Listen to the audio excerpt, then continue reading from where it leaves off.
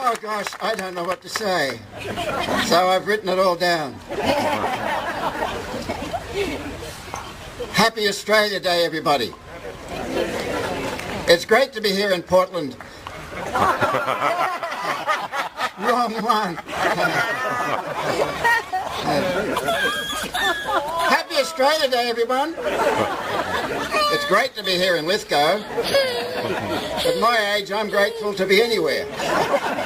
Oh, dear. My first visit to Lithgow was in 1945. The war had just ended, and it was hard to tell where you were in those days because the railway stations had their identification removed to make it difficult for an invading enemy. And the station master would call out, "Lithgow, Lithgow, Lithgow." And with Lithgow, even at times of peace, it was useful, as the whole place was frequently camouflaged under a blanket of industrial smoke. This was 1945. Lithgow was built on coal. Coal mining was necessary as Lithgow was very cold, and people travelling here by train were on coal-powered train steam engines, in the carriages actually, not actually in the engine, but they were in carriages being drawn by the coal-powered steam trains. Lithgow and coal go together. One of our finest, if not the finest, Prime Minister was Ben Chifley. Now Ben Chifley was a train driver. He visited our home in 1949. We lived in Lawson, just a few clicks down the track. And Dad gave Ben directions for his visit.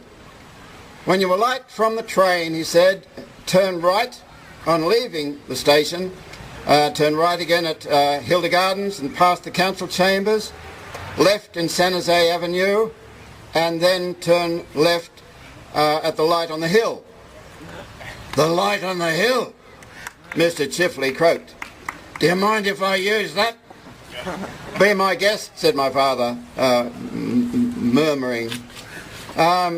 Chiff, as he was known, had lost his voice and had come to ask my father to campaign for him. But you know, when you whisper to someone, they tend to whisper back.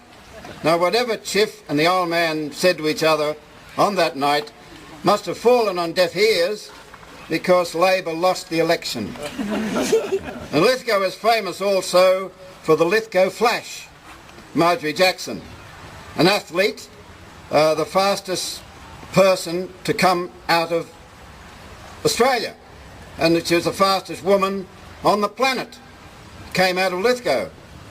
A lot of actors know that Australia is a great place to be from. They go to London and to Hollywood and they become famous stars using American and English accents. And they work very hard so they can come back home and buy some of their country back, our country. Australia for Australians. Now, I understand and can appreciate that today, of all days, an ambassador for Australia Day, such as I, should refrain from talking about politics. Australia Day should be beyond politics, a day of celebration, a day as steeped in reverence and sincerity, pride and respect as Christmas, Halloween, Pancake Tuesday, Cracker Night, the Queen's birthday and the Melbourne Cup. But I can't help myself. I don't know, you see a crowd and you're on stage, you just have to have a go, don't you? Well, I do anyway. I love Australia Day. It reminds me that we're not forgotten. I like to think of it as Down Under Day, in order not to be confused with Austria Day, Ashtray Day, Astray Day, Horse Trailer Day, or even Astraea Day. Down Under Day says volumes about us and our place in the world. A few years ago, 30 years ago, or was sometime last century, I was listening to the ABC radio. I don't know why, Anyway, for no particular reason, the radio, or the wireless as it was called then, was on, and a visiting American multinational corporation employed geologist was being interviewed as to why his country was so entrenched in digging up vast areas of our country. And the gentleman in question answered reassuringly, saying that, in his opinion, the future of Australia as a whole is very good. The future of Australia as a whole was very good. In my writer's mind, I could see a book, Australia, the Lucky Quarry. We dig stuff out of the ground and we send it overseas along with most of our talented and clever people. We import rubbish and imprison visitors, as we've been doing for going on 300 years. The people who invaded this country in the 1770s made it a prison for their unwanted and a killing ground for the indigenous inhabitants, and a haven for the greedy and a breeding ground for Philistines. Leader after government leader since has allowed vast areas to be sold off, given away, dug up, destroyed, polluted, and generally treated as if Australia is a magic pudding fallen off the back of a truck to be carved up and sold off like goodies at a garage sale. In contrast to the inflated idea that we're the best at everything, there remains the great Australian cringe, the belief that we're not good enough. Government after government has adopted the cringing attitude that we are the down-under new kids on the block. We are unworldly, vulnerable to attack, and forever in need of big brother and mother's protection. After all, we don't want to be invaded and overpowered and treated the way the previous inhabitants were and are being treated.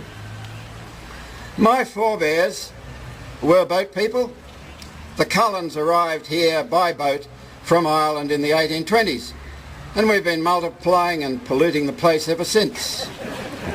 For decades, I clung to the belief that I was Irish. All my antecedents were Irish, therefore I was Irish. Then in 1980, I decided it was time to return home. My first trip overseas. I went by plane. It was my birthday. When we crossed the international date line, I not only gained a day, I turned 40 twice. And to my dismay, the Irish didn't welcome me like their long-lost prodigal son, as I'd anticipated. It was an education for me that I was treated as an alien. I was a spy. I was interrogated and treated with a kind of paranoid suspicion. But they got over it, and it made me realise just how Australian I really am. I've been back there since, to Dublin, acting in Australian plays. They know me now. I'm no longer a threat. In my early career, I was an artist, painter and sculptor. All my artist friends went overseas. In those days, Australian artists had to have overseas experience before they could be accepted here as having any talent. And the same goes now for actors. I stayed in Australia because I stayed. I've now become what is called an icon in the acting business, and they gave me a T-shirt that says, "Icon, therefore I am." My first big TV role was in an episode of Skippy. You can't get more Aussie than that.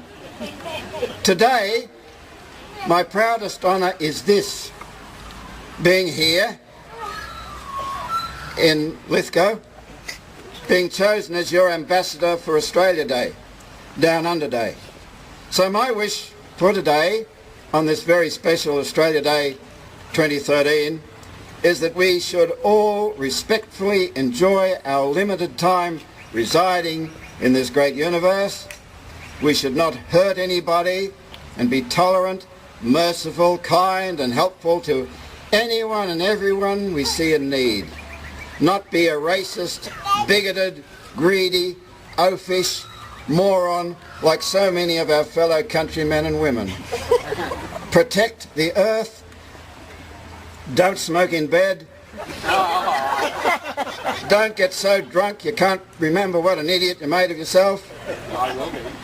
And remember this, my credo of credos.